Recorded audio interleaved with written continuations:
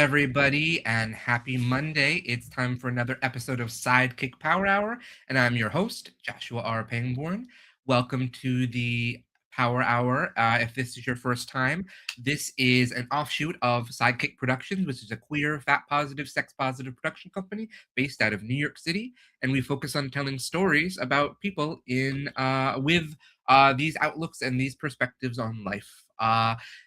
You might know us from our work on the show Skeleton Crew or Demon Doctor or any of the movies we have coming out, including the one that we're working on right now, which is The Contract. Thank you all for everyone who's been supporting us on The Contract and helping us get through post-production. We are very, very close to being finished, and I am very excited to be moving on to the audio phase, I think, at the end of the month. So that's promising and exciting news. And as you know, we're also releasing weekly episodes of our show, The Edward Chronicles, which is a spin-off of Skeleton Crew, our first web series we ever made. And you can catch that every week on our YouTube channel. Or if you're adventurous and you want to see something a little bit more scandalous, you can sign up on our Patreon and watch all of the episodes of Skeleton Crew, The Edward Chronicles, uncensored. You can go to patreon.com/sidekick productions for that. Yes, welcome. We are happy to have you, Beto. Thank you for joining us tonight. We have a lot of things that were in the works at SideKick Productions, as we always talk about and as we always like to share. But most of them are things that are coming up soon. So I don't have a lot to share in that regard. As you know, the holidays can be a little bit slow and a little bit, slow for one way, a slow in the sense of production, slow in the sense of entertainment work, but not very slow in the sense of life. Because somehow I was saying this to somebody the other day, Christmas and all the other holidays at this time of year, they sort of seem so far away, and then they all of a sudden creep up and explode on you, and you had no idea that they were there. And that was never meant to be a sexual pun, but it sounds that way sometimes when I say that. So don't worry, Beto. I miss Demon Doctor as well, and we will be bringing that back. I can promise you that. Season 2 wrapped up earlier this year, and I promise we'll be working on Season 3 before you know it. But we are working on Season 6 of Skeleton Crew right now, and that is exciting. We have a lot of things that we have going on, but what I always love to do with this show is, after telling you a little bit about them, bring on a special guest. And that's what we're doing this week, as we do every week. This week, my special guest is someone that I met last July and somehow had some of the craziest and wackiest moments of my career, and right beside them. So I'm excited to bring them on and talk to you right now. So without further ado, please welcome to the virtual stage, Glo. Hello. Hello, Glo. It's been ages since I've seen you. It's been ages. What? 2 months? 2 months, I think, but also less than that because I see you weekly because you and I have been Oh, watching ourselves on television. isn't that fun? It is very much fun. Glo, how do we know each other? We are both part of the office crew in the Chair Company on HBO. Yes, Glo and I are two HBO actors right now, so we are very excited to say that. Um, It's Glo, very cool. Glo plays. I'm sure you recognize. Well, Glo's hair is a little different because Glo had a wig on for most of the season, I know. so you might not quite recognize Glo completely. Glo is the assistant to our erstwhile leader, not Jeff at all. No, I Ron. mean, Ron, yes. But you could be secretly working for Jeff. We don't know. You know, I we guess don't know. I don't think so. I think she's loyal to Ron, I but think she's loyal and kind and just really dedicated to serving Ron's needs as his faithful assistant. So she's so innocent. She's an very innocent, I would say.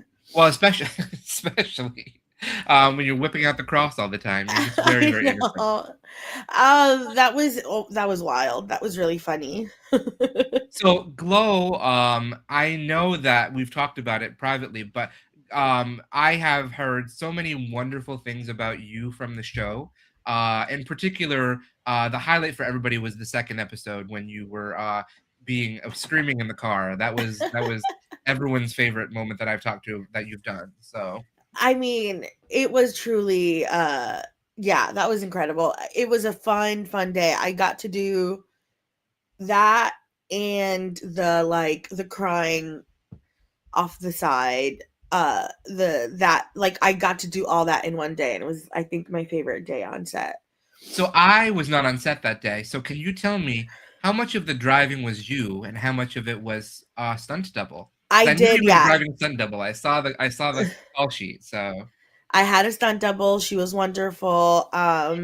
She drove for most of the day. I was mostly just watching, and then she would get into the car accident and then hop out, and then I would hop in, and then I'd like freak out or whatever. But I did get to drive a little bit and chase Tim around in the in it, but she mostly drove for most of the day. That car did not have AC. It was so hot ooh, in there. that is not lovely at all. No. No, it was insane. Yeah, very, very but it was cool because I was like worried. I was like, I don't know. Can I drive? Can I act and drive? There's no way. I was like, oh yeah, I can do that. I had that experience. I did a movie in the Bronx a couple of years ago. It was a short film. And it was for Alara Pictures.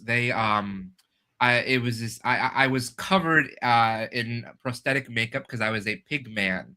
Oh my So I god. had a snout, I had these giant ears, I had a bald cap on, and it was super late at night, like 4 in the morning, because they did this late at night.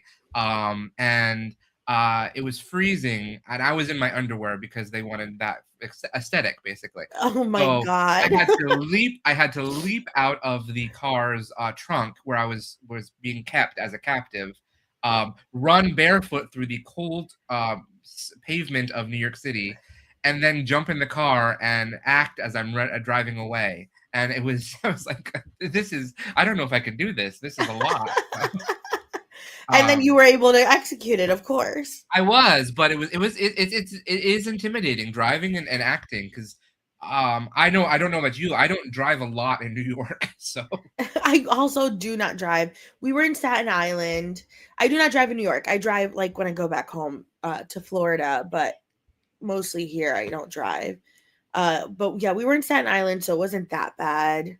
so how does But that work? Because I've always wondered, and I never asked. I should have asked when I was there. Do they close off the road? How does that work? no, we No. did, they did not close off the road. We were driving. There were cameras. They had a van with cameras on them. Tim's car had a camera attached to it because Hmm. he was getting like the close-ups.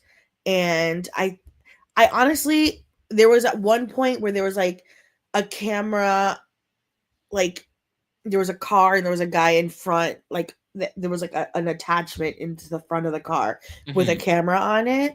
And he was driving around, but that was it. Like, so it was all like there was the director, the camera operators were all in one van. Like and like Andy was in my ear, or maybe there was like a little microphone because I don't Mm, even think I was mic'd. There was like a little microphone and then there was a little speaker, mm. and Andy would be like, "Hey, for this take, do this," or whatever. So it was all kind of like we were in different areas. So even the car accident was a regular, like when the truck comes in and everything. That's all an active road. I'm pretty sure it was all an active road. Wow, that's I intimidating. could be misremembering it, but I think it was all active road. They would just be like, "All right, the light's gonna change. Let's do it quick. Let's do it now," and we would do it. But then I guess that makes sense because like when we were in the parking lot, that was still an active parking lot. People were still Yeah, doing things in there. the So MTA bus would be coming through. and they would like stop, stop. Stop! The bus is here. The bus is coming, and it was coming. The bus never comes that regularly, except when except when we're trying to film. When we're out there, yeah, for sure. And all getting sunburned. That was the lovely We day. got a gnarly sunburn. We all got gnarly sunburn. I am like, to this day, it is gone. But like, I feel like you could still see the lines from like No, crucifix. I seriously, I still feel like the back of my head has some redness to it that I don't know if I'll ever get back. For the longest time, I had just two lines. I was like, what is this? I was like, is it like a fat roll or something? Like, do I have a divot maybe? And then I was like, oh my God, it's a crucifix. Because you're wearing the giant crucifix. I That's was wearing right. a giant crucifix. I had 2 lines down my fucking.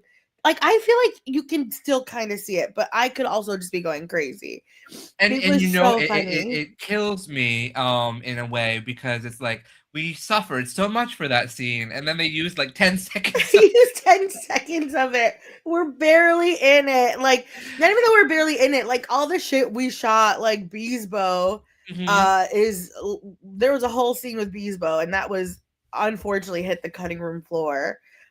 Which it all has everything has to hit the cutting room floor, but damn, that was crazy. That was. I've talked on here a lot to people. So regular listeners, you all know how cutting room floor works with things. I've talked about it with my own work. I've talked about it with stuff I've been in.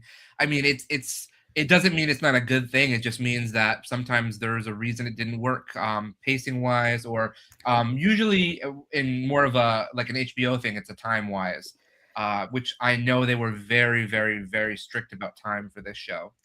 For sure. I mean, yeah, they only get 30 minutes. Like, you can't go past that. And I remember Um, reading the scripts and I'm thinking, how are these scripts going to be 30 minutes long? Well, I guess we figured that out. Yeah, picked and choose, which like all good. There was some stuff that got cut that day of I'm like, why? I worked so hard on that or whatever, and then like the more time away from it, you're like, oh, okay, yeah, no, it makes sense that like that was Yeah. cut or I whatever. mean, it's hard in the moment, especially. But then you're like, well, I get it. But yeah. For sure, yeah. Because at the end of the day, this is a vain uh art form. And we are all vain people. We're all vain. Most actors are not vain people. So. I I can't fathom a humble actor. I mean, I guess we all are all humble, but at the end of the day, we're still there's a little vanity in there, right? I think you have to because you have to enjoy, you have to want to put yourself out there a little bit because you think there's something about you that you want to share. Yeah. I'm so cute. That's my usual thing that I say. So. Yeah. Yeah. Everyone it should want to see me. And I if don't they know. don't, it's their problems. Yeah, for sure. I'm also a comedian, so like I'm Yes, you like do a lot of other things outside of the chair company. Why don't you tell us a little bit about what else you do in New York City? I am an improviser at the Upright Citizens Brigade Theater. I do ASCAT a few times a month. That's my main gig. I do other like comedy shows around the city. Let me know if anyone wants me to do comedy. I don't do a lot of stand up. I don't really like it, but I love improv. And there's a show called Abolish Everything that I do that's like on Nebula. So like things like that. I like and I teach improv. I teach at UCB.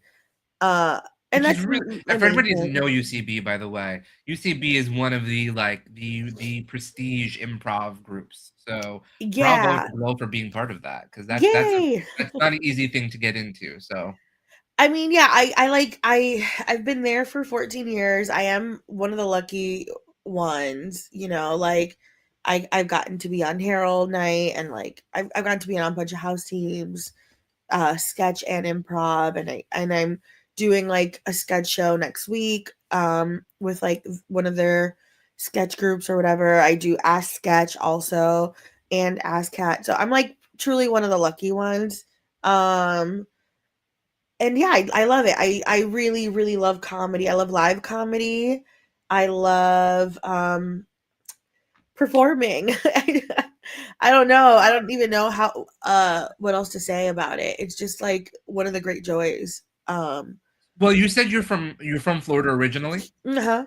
Yeah. So when did you come here to perform? Did you come here for school? What did you do? What brought you to New York? So I was at UCF and I was studying economics. I like in high school I was like I want to be an actor, but it's not going to happen because I'm fat. And that was like very much like there are no fat actors and like Hairspray had just come out and I was like, well, that's it. That's like the fat movie. Like that's not going to happen again. and I was like studying economics, and I was listening to a lot of comedy podcasts, and in it they were like, you just got to write your own thing, you got to write your own thing. That's how I got it. That's how I like, you got to write for yourself. And I was like, oh, maybe I'll move to New York and I'll become a writer. But school wasn't going well, and I dropped out. And I was like, I like came to see a show at UCB, and it was a class show. It wasn't even a real show. There were no celebrities in it. It was a class show, and now I know people that were in that show, but back then I didn't. And I was just like, I felt it in my gut. I was like, I have to do this. Like, I have to. I just like it was just so incredible. And like, I think what's I people shit on improv a lot because it's Gen Z has a problem with like vulnerability and Yeah. like you whatever, and stand-ups, it's really, I think it's a much easier to like film stand-up. So stand-ups talk shit about improv because they have their like scripted stuff and they're in control of the room. And improv is free falling. It's completely magical. It's like completely like, we'll see if we can do this. And it's like we're all coming up with inside jokes in the room in this moment. And it can be awful. It can be bad, but it could also be like just pure magic. And it's like the best feeling in the fucking world. And I don't know. I was just like, I just have to go do it. And I told myself, like, I have 10 years to make it, or like to get paid, or like, I was like, I just have 10 years to get good at it, honestly, is what I told myself. I'm not going to be good for 10 years. None of my favorite comedians like have all like every comedian that I knew and loved had been doing it for minimum 10 years. And I was like, I just gotta wait 10 years. If I'm good, then I'll keep going. And I made a lot of mistakes. I let myself make mistakes. I wasn't hard on myself. I like tried things. I pushed myself because I was like, well, I have 10 years. And I started booking stuff at 8 years in or whatever. Like I like, small roles here and there, and I was able to be on like teams and stuff.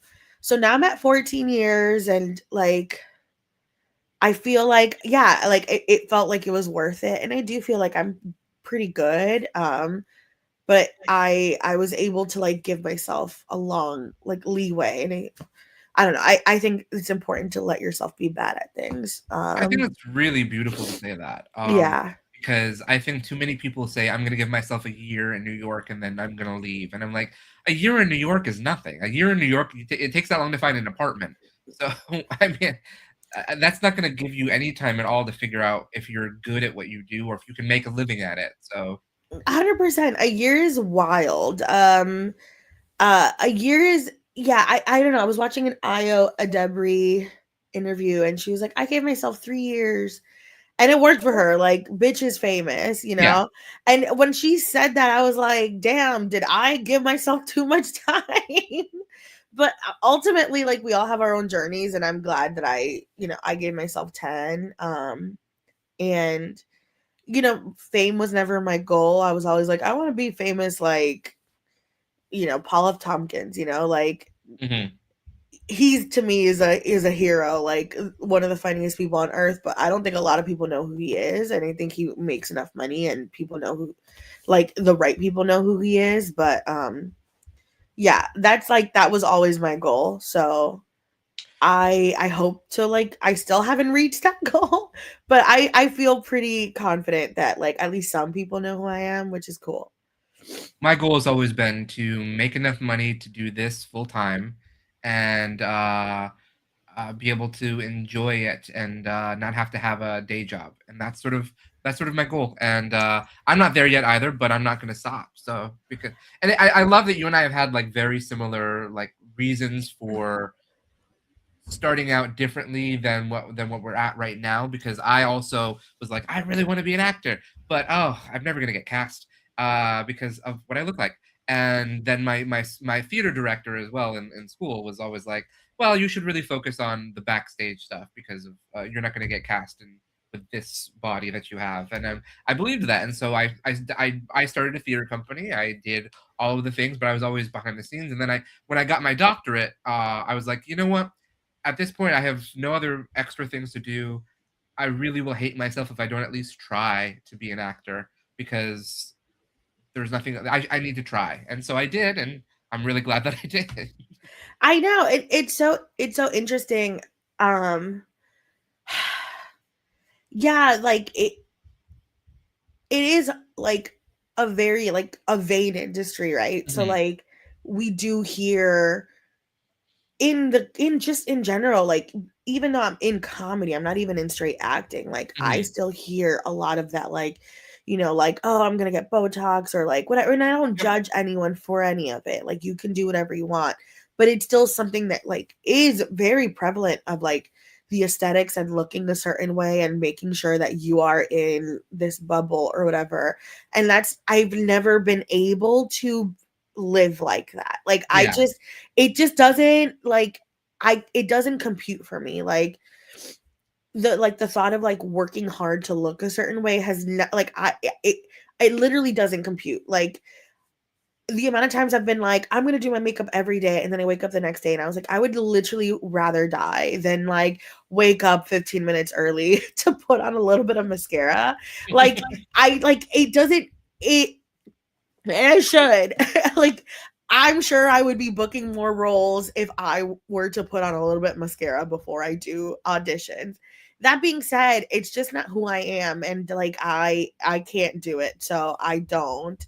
And luckily enough, there are people like Tim Robinson and Zach Mhm. Cannon and like Andy who like saw us and were like, "Hey, they're funny. Let's book them." That's the first thing I noticed on the first day of like actual acting, casting, working and everything. I didn't notice it at the the read through, but I noticed it when we were on set. I looked around because we had a lot of time to kill at that point, because and I'm like, this is a really diverse cast in a way that you don't really see a lot.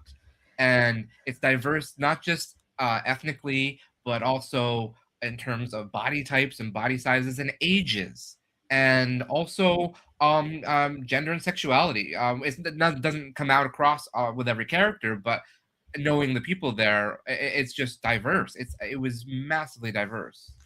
It I mean it is, right? So like I think what happens a lot with diversity in Hollywood is that they're like, well, we need the gay one, we need like Yeah. the light skinned pretty one, we need like like what happens a lot now is that like every white man has like a dead wife and like a mixed race child. Hmm. It's just like throughout, it's just the thing that's happening in Hollywood. But it is very like this is what how we do like there's like the Asian best friend. Like it just feels like it's very textbook. Hmm. And same thing, like looking around, it's very effortless. Like it, I don't think like my name is Jamie, and I think um, that's very on purpose. Like I don't Hmm. think they were looking for a woman. I think they were looking for whoever because I Hmm. know other people that didn't book it that like were like it's their story to tell, but someone on the show had auditioned for Jamie and then got a separate Oh, interesting. thing. And but like they were looking for just the right body, and I think with that type of casting, you do get a good array of people. And I mean Hmm. body as like a soul or spirit, like Yeah, like it's just like this body fits this character. Yeah, I'm amongst the youngest of the cast. Like I think you are. uh Yeah, actually. yeah, I think Sophie is like a year or two younger than me, but I'm Mhm. 35, and like that's crazy. Like I would be amongst the older in most TV shows. So Same. Yeah, I would be like the old man on the show. So. yeah, so I mean I just think that's like it's just fun. It's just really cool, and I think that's something that like their productions have always been like very effortlessly diverse and Mhm. just very like they just see humans in a way. And yeah, like there are a lot of queer people and their characters aren't straight up queer, and like the people are like but they are queer, but they're not like it's not their only identity, but Yeah. you're able to bring to Cal like that he's a queer guy, but he Yeah. also is just like like a sweet Dresses very Midwesternly. a So. very midwestern sweet But we all do. So. fella. What? We all dress Midwesternly on this show. We're all so Midwestern. I think the outfits are wild. Mhm. They're almost cute. They're always almost cute. They're like Yes. Well, I don't I think that Carol had some really great outfits. yes, for sure. And I Uh, also think Shannon had great outfits. yes, both of them had really great outfits. And I know they tried to give me really cool outfits, but they kept getting rejected. So Oh, really? That's so funny. really fun, colorful sweaters and things that they brought for me to try on, and then we never. They were like, no, no, we're good. We don't need that. Yeah. I don't know. It's for sure. I don't know. I love working on the chair company so much. It's been a literal dream come true. It was. It's from the first second it happened to now. It's just the nicest people. I always talk about how no one on that set seemed to have an ego. No one on that set seemed to get angry. Yeah, um, for sure. and I'm sure there were things behind the scenes we did not see, but Andy and Tim and Zach all kept that away from us, Yeah. and it was great. Everyone was so sweet and so nice. I like got along with so many people. I got along with like so much of the crew. Like it was Mhm. just like so awesome. Yeah, I don't know. It was so wonderful. I made so many friends too. Like Simon and I are homies. Like Well, and Simon's wonderful. So he's I should wonderful. have Simon on the show someday. So Oh, um, absolutely. He'll cut like Simon and I hang out all the time. We are oh, like I'm jealous. That's so cool. we're like homies, legit homies. Like I love him so much. We went to see one battle after another together, and halfway through we're like, "Holy shit, that's our co-star!" Like, Well, who was in it? oh my god, how could I forget his name? Douglas. Oh, Jim Downey. Jim Downey. Jim fucking Downey is in Ah, that Jim movie. Downey. We were like, "What the fuck? Jim Downey's in this?" It was so funny. He's everywhere. Then he's got a documentary on Peacock. He's I got the chair know. company. I He's haven't having a seen late it in life yet. surge. I was like geeking out when we started like during the pilot because it said James Downey and I was like, why does that Mhm. name sound so familiar? And he wasn't at the table read. And then Yeah, while I was, you I know, was reading his part at the table read, so you I'm were like, I have reading no his idea who this part guy is. So. at the table read, and but then while I was on set, I heard him speak, and I like was like, hold on a second, that's Jim Downey from like Celebrity. Like I don't know why I didn't recognize his face, but Mhm. I've listened to his Conan interview so much that like when I heard his voice, I was like, that's Jim Downey. Um yeah, he's also so sweet. I love that Super man. nice. Yeah, he's Yeah. such a nice guy, and I mean everybody was. I talked. I did an interview with Beowulf Magazine, and I talked a lot about how amazing the costume department, the wardrobe department was on the show because they made me feel so comfortable and safe. Because I don't know if you've had this experience. I always get really nervous when it comes to wardrobe and wardrobe departments because they don't know how to dress me. Yeah. I mean, for sure. A way like dissociate a lot of Yeah. times. I'm just like my character doesn't know how to dress. It's not me, and Yep. it's actually my character who wears unflattering shit.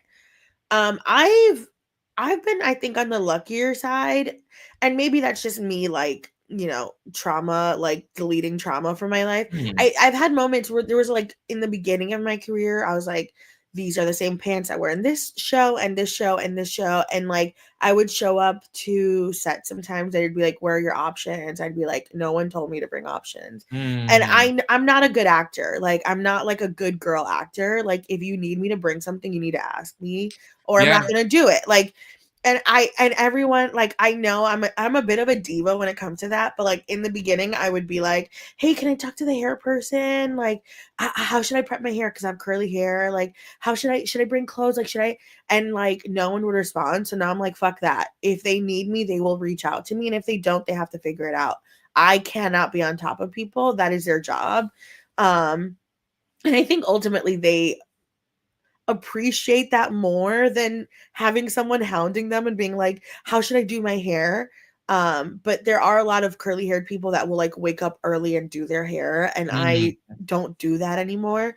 Number one, I wore a wig mostly, but number two, like I am like, if you want me to prep my hair in a certain way, you should reach out and let me know. And also you should know what the character looks like. And I don't know. It's difficult. Sometimes my hair looks crazy in shows, especially it looks crazy, but at the end of the day, I wasn't the hair designer. So if my hair Yeah. looks crazy, then that's on them, not on me. I've had to let go of that like responsibility. Even though it is a vain job, at the end of the day, if I look bad, it's on them. It's not on me. I know how to do my hair like right here, you know? Luckily, Lawanda was incredible and she made me look good every time. And so was Ellen. Like the hair and makeup was great. And Nikki was great. And I looked really good. And people would like text me about how good my outfits look every week. So we had a really good team. But, We did, no. outside of the The chair makeup company, team, yeah. Everybody on that team is great, but I know what you mean. Outside of it, I haven't always had the best experiences. I've had terrible like I mean literally I would wear the clothes I wore into the Mhm. show because every option they had for me looked bad. But I've also been extremely lucky and I've had people that like I I think I just burped. It was gross. I've worked with I think when I get cast in things, the people that cast me are usually cuz like they're not gonna cast a fat person and treat them bad. I mean, like, I'm saying this, and then I'm remembering I did a Tampax commercial and I was wearing pants that were too small. And I Mhm. was like, these are too small and they like hurt me. And they're like, yeah. I was like, can I just wear the pants I wore? And they're like, no, because the pants you wore have a wash on them so we need them to be plain. And I was like, Mm. okay. And then the commercial came out and you can't even see my fucking pants. And that shit, like Mm. at the end of the day, it was like that shit that is like dehumanizing that really fucking blows. Um, but other like because of those experiences, now I'm like, no, they don't fit. I'm not trying them on. Like I don't even, like I don't even squeeze them on. I don't even show it to them. I'm just like, nope, they don't fit. I don't even like it doesn't even reach the point where like they can be like, oh, I guess they're a little tight, but you can wear them still, right? Like I'm like, no, I cannot. I'm very like hard boundaries with that because I'm not Yeah. gonna be uncomfortable all day. I had a wardrobe fitting last week, and he brought over um size 32 pants. And he's like, I don't know if these are gonna fit you. I'm like, and like, what size were they? He's like, size 32. I'm like, I'm a size 40 or 42. That's not gonna work. No, not even a little bit. We're not gonna even try those. Thank you very much.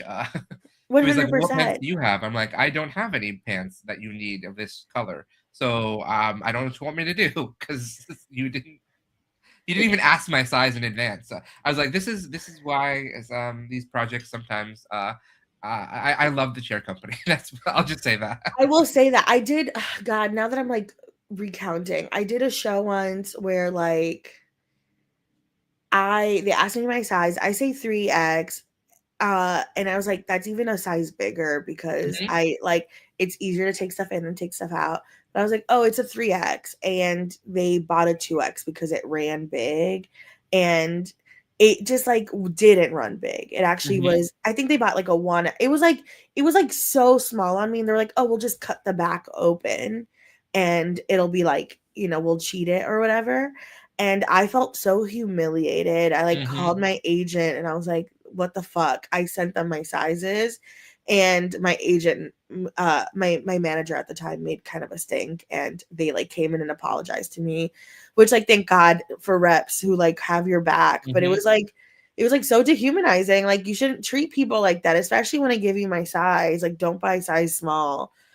I don't know how people think like they're so used to thin bodies, but I it's had like, that happen on a music video. This is before I had a manager, so this is way back. yeah. And an agent. I don't have a manager. I have an agent. But I did the same thing. I said I'm a 3X. I actually gave them a range. I'm like, if you want it a little snug, probably a 3X. If you want it to be loose and baggy, a 4X would be what you do. And then they brought me an X, and they're like, yeah, this is what we found. So you can wear this. And I had to sit there and holding in shirt that was really just not appropriately like tight. Yeah. In a way, and again, if that was the part and that was supposed to be what it was, I already knew that in advance. I would deal with that. This was very much not that situation. This was just well, here's the fat guy, and we'll put him in a tight shirt because that's all we bought for him. So I know, it's like this, like, deal with it kind of thing, and I understand, like, listen, I understand a lot of people's jobs are difficult and they have a lot on their plates, and it's like, I have a single line in this fucking show, and there's, like, mhm. the star, and there's, like, the ensemble's huge, and I understand, um, but at the end of the day, you can't treat me like that. Like, Yeah. I'm not, like, just because you are having a rough day does not mean that you can now treat me terribly. And I think that is the thing where, like, as a fat person, you're kind of like, well, you're fat, so you have to deal with it a lot. And it's like, no, I actually do not. And now that I'm like 35, I'm like, I don't have to deal with it, and it's unfair that you think I should, and that's inappropriate. And like, they had to go out and buy new scrubs for me, Mhm. and they did, because that's their job and that's what they have to do. And like, it's just, it is what it is. I The same thing happened recently. I did a short film like in October, and they didn't tell me to bring any clothes, and they get there and they're like, we don't have shit your size, and they had to run out, and like literally everything had Walmart tags on it. They went to Walmart and bought me clothes, and I like didn't apologize. I wasn't trying to scramble for them. I was just like, oh, you don't have clothes for me? Okay, I'll go to my room and wait. They have to figure it out. Like, I it's not my job to make people Mhm. feel comfortable around my body. It is my body is part of it. Like, I am a human that exists in the world, and I should be treated as such. I am not like such an abnormality. I am just another human. I love that you carry that out, and because I try to do that, and most days I am, but when I'm in, I guess I mean the chair company was so intimidating in so many ways to be like at the beginning of the process. It's less intimidating now. It's still intimidating, but not the same way. But my default was to apologize that they had to make alterations to the outfit. And the first and this is I'll walk away and I'll always remember this now, and I'll never do anything differently. Um, Nikki was like, "No, our job is to make you feel comfortable in your outfits and costumes. You should never apologize for your body for any way, shape, or form." And I will always keep that now in my heart, and I will carry that into every other future production and be like, "No, you need to make this work for me," because I had this wonderful experience with Nikki and the team. So Nikki was spectacular. She was truly, truly spectacular. Every step of the way, just like, was really, really wonderful to work with. I got really lucky uh, with a lot of the outfits. I got really lucky with her, and she totally made sure I felt comfortable. And like, I've had horror stories, but I've also had really, really wonderful people. absolutely, yeah. Yeah, like, I did this show called, I love it, I talk about it all the time. I did the show called Helpsters, and the God, I can't remember her name right now. She was amazing. It was the second time I worked with her, and she like just dressed me so well, and like so cute, and like, like, I just, most places I'm like, I wear this size. If you buy me Eloquii, it's gonna fit, it's gonna look good. And then when I get there and there's just a bunch of Eloquii, I'm like, hell yeah, like, they listened, like, and that does So nice when they happen. listen. It's so nice. Yeah, it's really nice when that happens. Yeah, yeah, I've had really, really wonderful experiences, and I've also had experiences where I'm like, woof. There's also a lot of like times where like I'll try something on and they're like, it's not right for the character, but you should take this home. Like, that happens a lot. They're like, this looks really good on you. You need to take this home. Like, that's always great. Like, I love wardrobe people. I really wanted them to do that with me for some of the sweaters I had for the chair company, but unfortunately they didn't do that. You're gonna rewear those. I rewore so much shit season one. And Especially the pants. I never only the pants I rewore. Everything else I was not a rewear. I was amazed by how much. we had for wardrobe for Yeah. for our characters. I mean, your character was in more scenes and everything, but like my character, like I was like, why am I have so many outfits? This is nuts. I know, but they're like you will see them again. I think there were outfits that I tried on in the pilot that I wore throughout the season. There are That things popped up that I had on earlier, yeah, for yeah. sure. And Um and hopefully we'll all be wearing them in season 2. So Hopefully, I hope we're in it. Who knows what the fuck this show is so unpredictable. Like even the car scene, like the car scene, my agent was like, "Hey, you have a license, right?" They said you're gonna be driving in episode 2, and I truly was like, I wonder if I'm like picking him up because he gets hit in the head. I wonder if like maybe I gotta take him to the hospital or like some shit, like something logical. yep. And then when I read the script, I was like, what? I was like, this isn't like at all what I was expecting. So Oh well, who the knows? last episode was just bonkers. Like everyone just keeps saying to me, "What's going on in that last episode?" I'm like, You know as well as I do. I was not there for any of that." So My sister is like livid because she is the annoying person who like she pisses me off. We'll be watching anything and in the first 2 minutes she's like, this is what's gonna happen. And I'm like, you don't know that. Like you don't fucking know that. Like you're Mhm. like, and the thing is that she's usually right. And I'm like, you're spoiling the movie. I know you haven't seen the movie, but you still spoiled it. And with this she's like, I just don't know what's happening. Like she's like, I just don't fucking know, like what is going on, like I can't figure it out. There's no way to know. Like I never would have picked up any of the things that are happening. I still don't know what was going on with that opening wedding murder that happened in the last episode. It just comes out of nowhere and we don't really revisit it. So Well, I think what that is that that guy is part of the guy, he's like one of the guys one of the conspiracy, I think. Yeah. he's part of the conspiracy, and I think he gets guys to sing.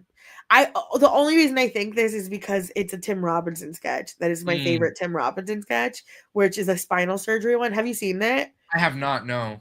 Okay, so it's like I was like, my friends were trying to get me into Tim Robinson when that show came out. And I was like, it's okay.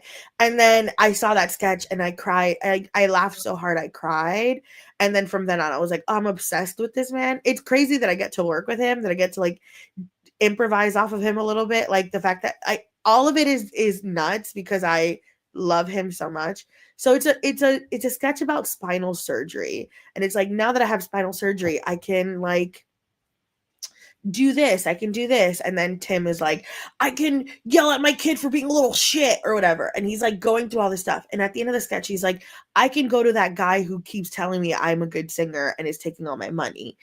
So then he goes to the guy and he's like, I'm like butchering this, but he's like going to the guy who's like, you need to give me my money back. You said I'm a good singer. I'm not a good singer. And he's like, I got a good song for you. I got a good song. If you don't want to sing it, I'll give it to someone else. And he's like, it's called like Moon River Rock or something. Mm, And then at the very end of the sketch, this guy, I think it's Tim. I don't know who it is. I need to rewatch it. I think Tim is in the booth going, Moon River Rock, Moon River Roll. And like that to me, like that like little aside of a joke that has nothing to do with anything else, like made me laugh so hard and I cried. I like that I cried. Anyways, I think that guy gets men to be like, hey, give me money and I'll make music for you, which is like a mm. very real thing. Like, I think Rebecca Black, like, remember the Yeah. No. Friday? Absolutely. Yeah. That was a thing. Like, that's why she went viral. It's because that guy would make music video for kids. But I think what it is, it's he does it for old men or like middle aged men, which is what makes it so funny. And I think that's he was like telling the guy like, hey, you're a good singer, maybe you can come and meet celebrities. And I think it happened with Jeff because Jeff is like, I'm a good singer, and Jeff got roped Um. into it. This is my theory, I don't know shit. I obviously I'm like deep in the conspiracy just as everyone else is. But I think that's he's the little kid, like the literal child. Because when I read in the script, I imagined like a teenager, and it Mhm. was a fucking 12-year-old with a 3D gun. If you remember, it was Yep. so Yep. fucking wild. He's like, "You ruined my dad's life," and then he like shoots him. So I And think he like gets men to give him money so they think they can be pop stars. And I And think it's based off of the sketch. I love that. I did not know. And also, I think this is a great thing to reincorporate, which is an improv skill. One of your earlier things you were talking about, because I think one of the things that is great about improv is what comes out of it when you're trying to do scripted work. Because I know a lot of people who get great ideas for films and series based on improv scenarios and sketches. So that would be very logical for Tim to have sort of mined his own data. I don't. That sounds way too AI. Mined his own content for to pull into this show. So I think there's for sure parallels of like, I think you should leave sketches in the show. Like there's for sure little things here and there that you're like, oh, like Tim obviously thinks this is a funny idea and he like has done it multiple times. I think you should leave highly recommend and Detroiters if you haven't seen it. Those and are both are like on Netflix, I believe. they're So both on Netflix. Highly recommend. It's they're not as intense as the Chair Company. no, they're not. They're They're very much. very yeah. And although the chair company might soon also be on Netflix, we shall find out. So, Oh my god, I hope not. That is a mess. That's why you and I were chatting, and you were like, yeah. "Do you want to do my pod?" I Oh, guess that's fine, by the way. But I yeah, it's so yeah. Who knows what's going to happen with that, and we're not going to know for probably weeks at this point. So probably years. I watched a video of these men discussing it. And it's like, honestly, it's not legal, and I doubt that it'll go through. But I think it'll freeze HBO's assets for a while, and I think Netflix is doing some shady shit, as Netflix does. Netflix is a shady ass company, and like, I hope they hire me one day. But also, fuck Netflix. I can't. You know, at the end of the day, they are shady as fuck. Like I know when I started acting, the reason why we both have day jobs still is not because we're not successful. We're successful and we should have more money. mm-hmm. I should have enough money to live. I'm on a very successful HBO show. I'm in 7 episodes. Like I should have money, but the way the fucking industry is working right now sucks. And back in the day, more shit was being made, shows were going on for longer. It was just, it is what it is, whatever. But Netflix is the big reason why shit is bad. I Mm-hmm. remember when I first started acting, they would do the new media bullshit. Even though they were getting nominated for Emmys, they were underpaying their actors because it was new media. So I was Mm-hmm. only getting paid like $500 to do shit on Netflix.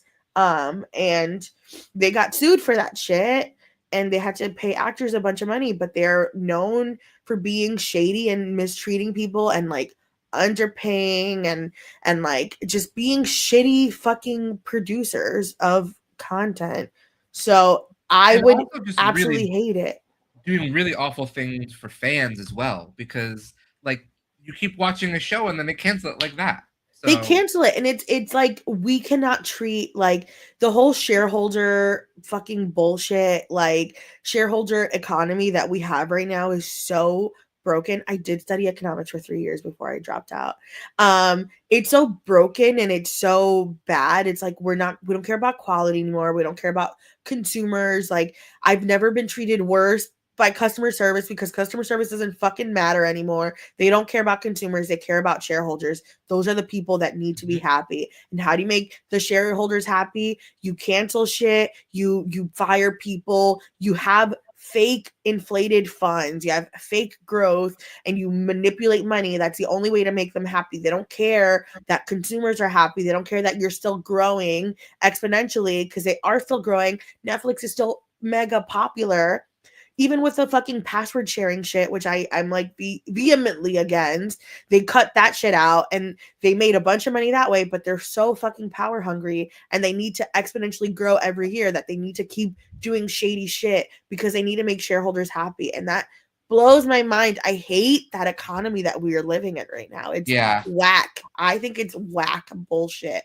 And I would hate it for Warner Brothers, who actually makes good content, who has history, like historically great movies, to be put under an umbrella of thing as shitty as Netflix. Netflix has made good stuff, but Netflix makes mostly bad stuff. And they don't understand art. They understand tech. It is a tech company. It is not a studio. It is a tech company that fucks with art, and I don't like it. I'm mouthy. I don't disagree with most of that. I mean, I think that you're right. They have good shows and they have great people who work for them that they don't By celebrate. luck, So, by sheer luck, they have things like BoJack Horseman yeah. and like Or Dead End Paranormal Park. I don't know Uh this. Is Oh, it? it's you should watch that. It was 2 seasons of a show that should have been at least 3 seasons. It's an animated 100%. series. It's an animated series about a trans teenager and his autistic friend who work at a paranormal amusement park, and it's Oh, that's really fun. beautiful. It's really lovely. Hamish Steele it's based on a graphic novel by Hamish Steele, who is based out of the UK. I've heard of Uh, him. Yeah, I should watch and that. yeah, you should. It's really good. It's a really it was really oh, you probably heard about it because earlier this year that show was in the news on the right-wing media circuit because it had a trans teenager, even though That's what it the is. show Yeah. hasn't been on the air for like 7 years. Oh, not 7 years, but it's been a while. It's been out for a long Oh, time. and they were saying cancel your Netflix. There's a trans show on it or whatever. Yep. I Although think, like, I think Shira, Princess of Power. Like, have you seen that? I have, and I did not enjoy it. Though, like I was like, this is okay. But then by the end of the season show, I'm like, oh my god, this is so queer and so amazing. I love It's this the show. most lesbian show ever. It It is really is. so it is like girls. Let's stop talking. There's a thing happening right now, but it's Yeah. like we don't gotta talk about our feelings right now. There's a big fucking thing happening, but I love that. No, I'm I loved shit. it. I talk about it. I'm like shitting on it. I'm making fun of it lovingly, but it's so gay that it's like girls. Not right now. We need to fight the big bad. Stop, But they're stop crying and just take your sword out and do something. 100%. So I think Netflix has made really good content Yeah. that is wonderful or whatever. That being said, it is sheer luck that that has happened. And whenever they put their grimy fingers on it, it gets ruined and it gets bad. And they Because as have you not. said, it's run by a broligarch, is the new It's a term I saw. oligarch. It's a Yeah, tech company. It's yeah. like fucking. It's not art. And like, and by sheer luck they've had it. But like, they if they buy Warner Brothers, that would be fucking awful. And I think most people are mad about it. Even people like my cousin sent me a was like, "What the fuck is happening?" And she doesn't care about Hollywood. She likes vampire movies and werewolf movies, and like she'll watch any like werewolf movie. It doesn't matter. Like she's not like a fucking snob. She's just like someone who's like, "That's not a good idea." So I don't know. It's bad news bears in my Yeah. opinion. It's not good. None of it is good really right now. So I guess all we can hope is that nothing happens and we come back for season 2 and Yeah, be on HBO. So for sure. I just think monopolies are bad, and we know that. they are, and we have board games about that. We So have we have board games showing you how bad they're awful board games. Um, they're not awful, but they are like no one wants to play Monopoly because they're bad. So why are we exactly. doing this? My lights are dimming. They dim at 8 o'clock. Isn't that wild? Well, and actually, your lights are super helpful then for reminding me it's 8 o'clock. So thank you so much, Glo, for telling me, or Glo's Lights for telling me that. Glo, thank you so much for being here tonight. How before you go, I do have Lindsay did comment about how Janice Fisher's book says you have to give LA or New York 10 years. So looks like Yay! you are right on par with Jenna Fisher saying that same thing. So Love her down. Glo, where can people find you online if they want to follow you? I'm at YoGlow _ on Instagram. I think I have a TikTok. I think it's Gloquacious. I don't like TikTok. I should like it, but I don't. But it's mostly Instagram, YoGlow _ I think I also have a not the Twitter, the other one, the Blue Sky. I Yeah. also don't use it. So just Twitter. If you want to see me on like Nebula, I'm on Nebula. Sometimes I'm on HBO. That's true. You are on HBO. And come see me do live shit if you're in New York. Come watch, go to UCB, watch live shit. Live shit is best. It's Yes. the best. New York is a city for live things, and I know Lindsay is in New York. So Lindsay, I recommend if you're still watching that you go because Glo is super funny, and I highly recommend Glo and Glo's work. So, Thank you, Josh. everyone, have a wonderful rest of your week. I'll see you all next Monday. Glo, I hope I'll see you very, very soon. I hope I see you And too. I'm so sorry I got spicy at the end, but that is what it is with no, it's fun. It's good to talk about these things because it's something that affects you and me in ways that other people don't get affected. And but it actually does affect all. it I could go on affects and on, art. but Oh, it and does art is affect all of you important. Yeah, because for it sure. affects our art and everything, and it affects so many things. But anyway, we can Anyways, go on. time to But I'm wrap just up. gonna end the show here, everybody. Have a wonderful evening and good night. Bye.